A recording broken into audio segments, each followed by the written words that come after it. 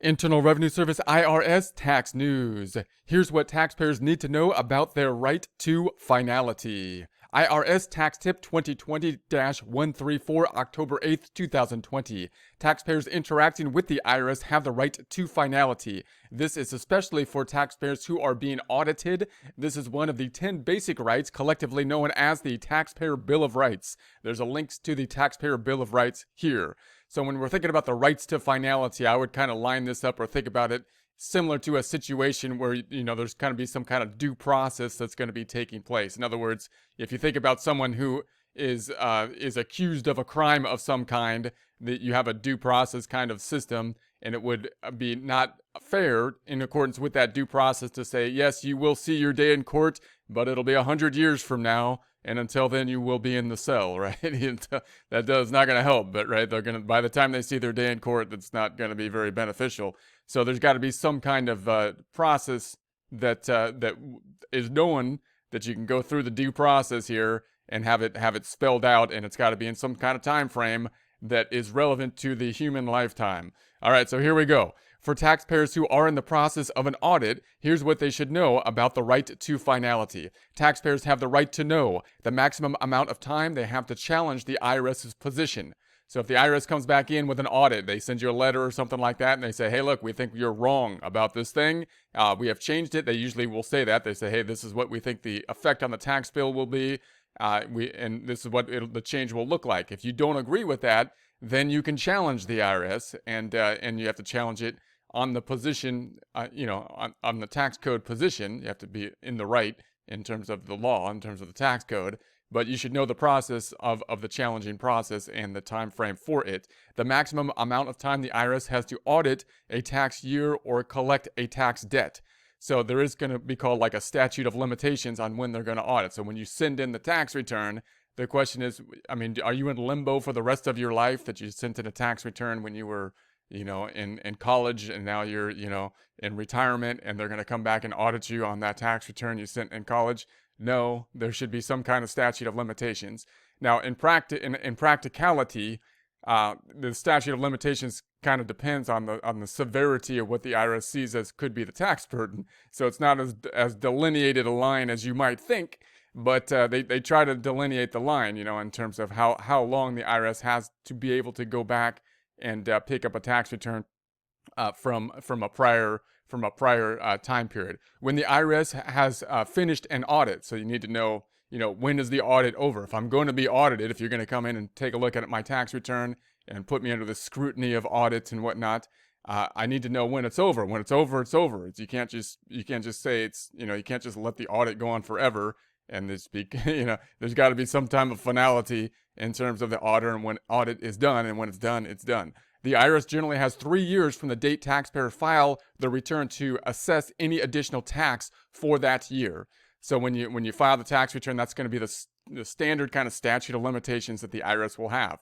So the IRS, when you send in your tax return, if it's something if there's something wrong with it that's very clear, you'll probably get a letter like within the first year. Meaning, if you don't add a W-2 and the IRS has that information, then they're gonna be able to pick that up. It doesn't take an audit, like manual audit, to do that. The machine can do that. The computer can say, hey, we got a W-2 or a 1099 or something like that from this location, this bank, or this employer, and it's not on the tax return, and they'll be able to line that up. You'll probably get a reaction quite soon if that's the case. But if it's something a little bit more ambiguous, a little bit less clear, like a deduction, like an itemized deduction or something like that, there's no other tax document that the IRS has with it. They may not audit you like in that year, but they could audit you within the normal statute would be basically 3 years. So you want to be prepped and ready when you file your tax return. You're geared up and ready to defend yourself for 3 years at least after the audit takes place, and that's under kind of like the normal conditions. Okay. But then there are some limited exceptions to the 3-year rule, including when taxpayers fail to file returns for specific years or file false or fraudulent returns. So in these cases, the IRS has an unlimited amount of time to assess tax for that tax year. So in some cases, they can go beyond the 3-year statute of limitations. And if they believe there's a fraudulent return, then they have basically an unlimited amount of time. You know, there is no statute. The statute has now gone away. Now, it's a little bit of a sticky situation when you talk about a fraudulent, quote, fraudulent return, because, you know, how would the IRS know if it's a fraudulent return unless they did an actual audit on it? So you're probably thinking about situations where the tax implications of some kind of tax position would be quite large, where the IRS would say that's a significant tax situation, which we deem could be in the category of fraudulent. But again, it's kind of a difficult thing to think about, the idea of fraud on the tax return before you convict of fraud, because fraud, of course, includes intention included in it. So when you're talking about someone who did something fraudulently, then you're typically talking about someone who did not just make a mistake, but intended a fraudulent act or intended something to deceive. And so in any case, if you have a substantial problem on the tax return or a large amount, then it's more likely the IRS would be put that in the category of fraud rather than basically a mistake, and might possibly then be able to go beyond the normal 3-year time period. And in that case, you could have to worry, it looks like, for like the rest of, if it could be a problem for a long period of time. It's not like you passed the statute of limitation, you're like, well, that's it, 3 years have passed right now, if it was a case of intentional deception, and usually something that would be of a substantial tax implication for it. Okay, so the IRS generally has 10 years from the assessment date to collect unpaid taxes. The 10-year period cannot be extended except for taxpayers who enter into installment agreements or the IRS obtains court judgments. So then we have the collection time.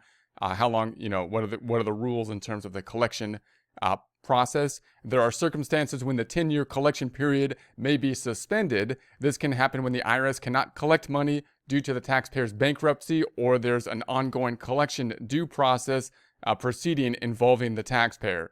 So if there's some other kind of thing that's going to be taking place, such as like a bankruptcy and whatnot with the collection process, there could be exceptions to the 10-year collection policy or rule.